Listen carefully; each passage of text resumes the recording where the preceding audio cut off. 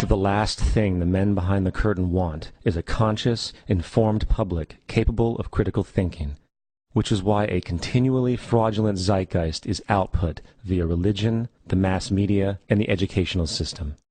They seek to keep you in a distracted, naive bubble, and they are doing a damn good job of it. In 2005, an arrangement between Canada, Mexico, and the United States was made. This arrangement, unannounced to the public, unregulated by Congress, merges the United States, Mexico, and Canada into one entity, erasing all borders. It's called the North American Union, and you might want to ask yourself why you've never heard of this. In fact, there is only one mainstream reporter who has actually heard of and has had the courage to cover this issue. The Bush administration's open borders policy and its decision to ignore the enforcement of this country's immigration laws is part of a broader agenda. President Bush signed a formal agreement that will end the United States as we know it, and he took the step without approval from either the U.S. Congress or the people of the United States. It's a deal that few have even heard of. It's being done again by very few people at the very top on behalf of the investment class, but the working class of people, political officials across our country, from communities, from cities and so forth, they don't know anything about this. This isn't some trade agreement. It is a total removal of sovereignty from these countries, which will also result in a completely new currency called the Amero. Fall. Apart from that, I think one thing people who are dollar-based need to focus on is the Amero. That's the one thing that nobody's talking about that I think is going to have a big impact on everybody's life in Canada, the U.S., and Mexico. The Amero is the proposed new currency for the North American community, which is being developed right now between Canada, the U.S., and Mexico to make a borderless community, much like the EU, and the dollar, Canadian dollar, U.S. dollar, and the Mexican peso replaced by the Amero. By default of this agreement, the American Constitution will eventually be obsolete. You would think that a situation like this would be on the cover of every major newspaper. That is until you realize that the people who are behind this movement are the same people behind the mainstream media, and you are not told what you're not supposed to know.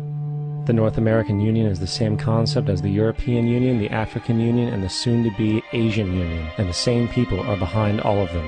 And, when the time is right, the North American Union, the European Union, the African Union, and the Asian Union will be merged together, forming the final stages of a plan these men have been working on for over 60 years. A one-world government.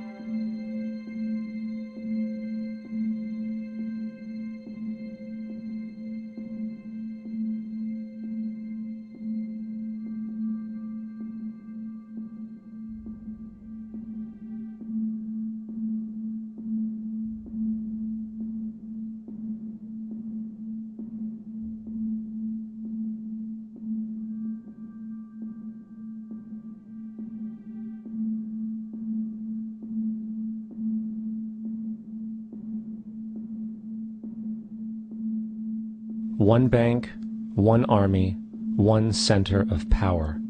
And if we have learned anything from history, it is that power corrupts, and absolute power corrupts absolutely. This is Aaron Russo, a filmmaker and former politician. To his left is Nicholas Rockefeller of the infamous Rockefeller banking and business dynasty. After maintaining a close friendship with Nicholas Rockefeller, Aaron eventually ended the relationship, appalled by what he had learned about the Rockefellers and their ambitions. I got a call one day from an attorney woman I knew, and she said, "Would you like to meet one of the Rockefellers?" I said, "Sure, I'd love to." And we became friends, and he began to divulge a lot of things to me. So he said to me one night, he said that there's going to be an event there. And out of that event, you're going to see we're going to go into Afghanistan, so we can run pipelines from the Caspian Sea. We're going to go into Iraq to take the oil and establish a base in the Middle East. And we're going to go into Venezuela and try and get rid of Chavez. And the first two they've accomplished. Chavez they didn't accomplish. And he said you're going to see guys going into caves looking for they're going to find. You know, he was laughing about the fact that you have this war on terror. There's no real enemy. He's talking about how by having this war on terror, you can never win it because it's an eternal war. And so you can always keep taking people's liberties away. And I said, how are you going to convince people that this war is real? He said, but the media can convince everybody it's real. I mean, you know, it's just that you keep talking about things. You keep saying it over and over and over again, and eventually people believe it. You know, you created the Federal Reserve in 1913 through lies. You create 9/11, which is another lie. Through 9/11, you're fighting a war on terror, and now all of a sudden you go into Iraq, which was another lie, and now they're going to do Iran. You know, and it's all one thing leading to another, leading to another, leading to another. Now, I would say, what are you doing this for? What's the point of this thing? You have all the money in the world you ever want. You have all the power. I said, you know, you're hurting people. It's not a good thing. And he would say, what do you care about the people for? Take care of yourself and you take care of your family. And then I said, so what are the ultimate goals here? He said, the ultimate goal is to get everybody in this world chipped with the RFID chip and have all money be on those chips and everything on those chips. And if anybody wants to protest what we do or violate what we want, we just turn off that chip. That's right, microchipped. In 2005, Congress, under the pretense of immigration control and the so-called war on terrorism, passed the REAL ID Act, under which it is projected by May 2008, you will be required to carry around a federal identification card, which includes on it a scannable barcode with your personal information. However, this barcode is only an intermediary step before the card is equipped with a VeriChip RFID tracking module, which will use radio frequencies to track your every move on the planet. If this sounds foreign to you, please note that the RFID tracking chip is already in all new American passports.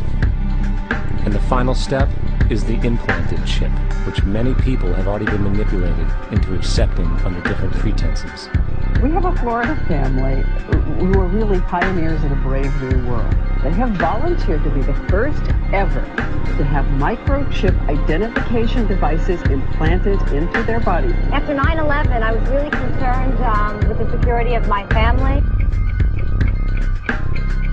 I wouldn't mind having something planted permanently in my arm that would identify me. In the end, everybody will be locked into a monitored control grid where every single action you perform is documented. And if you get out of line, they can just turn off your chip, for at that point in time, every single aspect of society will revolve around interactions with the chips. This is the picture that is painted for the future if you open your eyes to see it. A centralized one-world economy where everyone's moves and everyone's transactions are tracked and monitored, all rights removed. The most incredible aspect of all, these totalitarian elements will not be forced upon the people. The people will demand them. For the social manipulation of society through the generation of fear and division has completely detached humans from their sense of power and reality. A process which has been going on for centuries, if not millennia. Religion, patriotism, race, wealth, class, and every other form of arbitrary, separatist identification and thus conceit has served to create a controlled population, utterly malleable in the hands of the few. Divide and conquer is the motto, and as long as people continue to see themselves as separate from everything else, they lend themselves to being completely enslaved. The men behind the curtain know this, and they also know that if people ever realize the truth of their relationship to nature, and the truth of their personal power, the entire manufactured zeitgeist they prey upon will collapse like a house of cards.